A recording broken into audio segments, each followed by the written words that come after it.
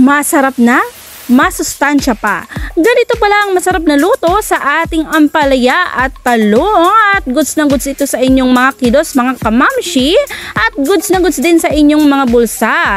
Dahil ang reseping ito mga palangga ay budget friendly, sa halagang 70 pesos, mayroon ka ng masarap na ulam at talaga namang swak na swak sa umagahan, tanghalian at hapunan. Kaya naman mga palangga, kung gusto nyo pong mapanood ang reseping ito at gusto nyo pong maluto ang reseping ito, ay ano pa bang inaantay mo? Ay watch mo na ang full video.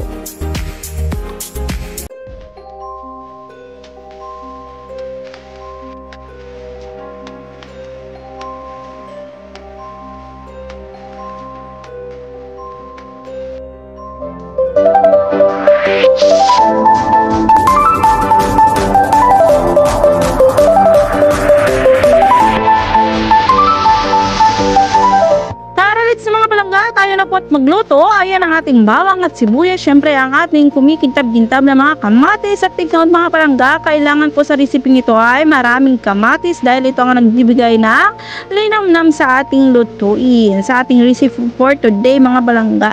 Ayan ang ating bawang. Yan.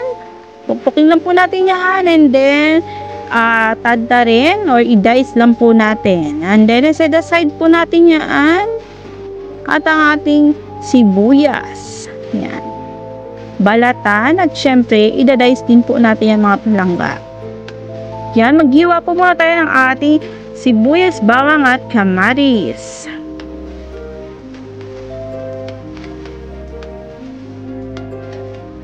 Ayan, at tapos na nga po natin hiwain ang ating sibuyas. Ayan, isusunod na nga po natin ang ating makinis na kamatis. Makinis pa sa mukha ko.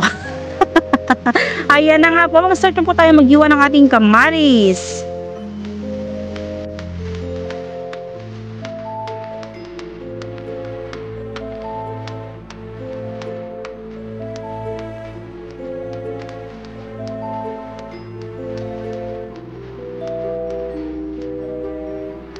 Ayan, patapos na nga po tayo maghiwa ng ating kamatis. Ayan na po sila.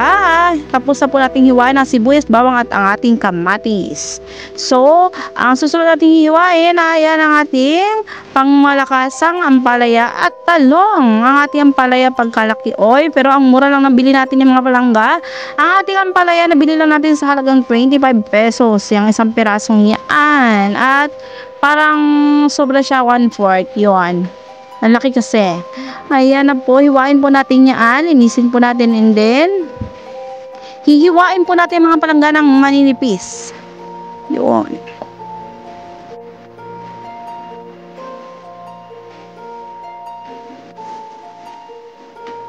At ayan, tapos na nga po nating linisan yung ating ampalaya. So hihiwain na po natin yung mga palangga. Ayan. Ganyan lang po kalalaki or ganyan lang po katataba ang ating pagkahiwa. Ayan. Yung saktong size lang po, hindi siya sobrang nipis, hindi rin po siya makapal ang pagkakahiwa.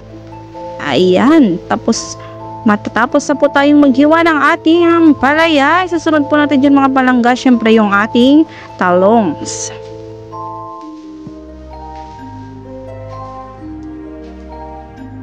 At ayan, tapos na nga po natin hiwain ng ating ampalaya. So, iset aside lang po muna natin yan. At syempre, maghihiwa po tayo dyan ng ating talongs.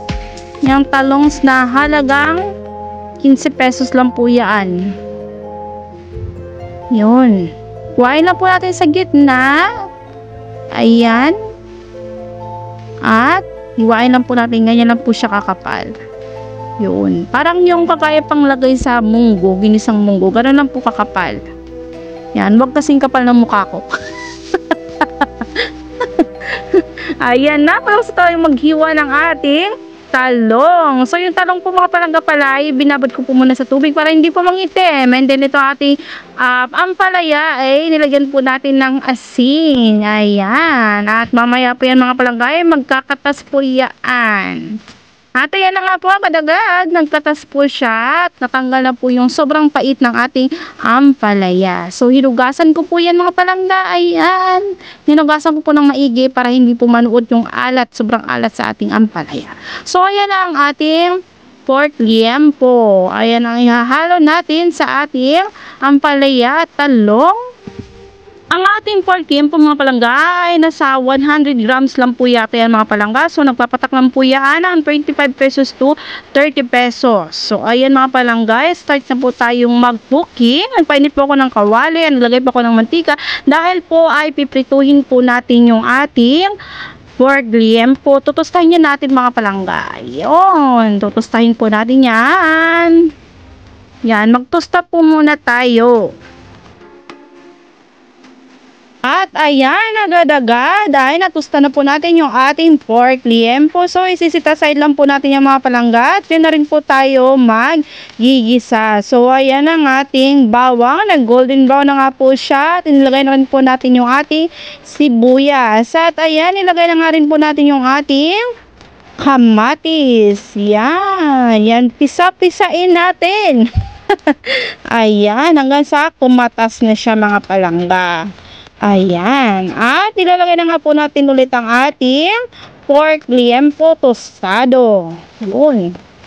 So, nagisa na po natin yung ating pork liempo, kamatis, sibuyas, bawang. Ilagay na nga po natin yung ating ampalaya. At naglagay po tayo ng isang mangkok na tubig. Yung maliit lang po guys. At saka yan, nilagay po tayo kalahati lang po ng cubes para hindi masyadong salty yung ating niluluto. Ayan, nilagay na nga po natin yung ating talong.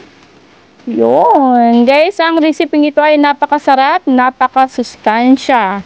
Kaya hindi kayo magsisisi pag subukan nyo itong recipe na ito. Yun, ayan, nalagay po ako dyan ng Knorr liquid seasoning, ang ating pangpalasa, pangpaaroma ng ating mga lutuin. Ayan, luto na mga palangga.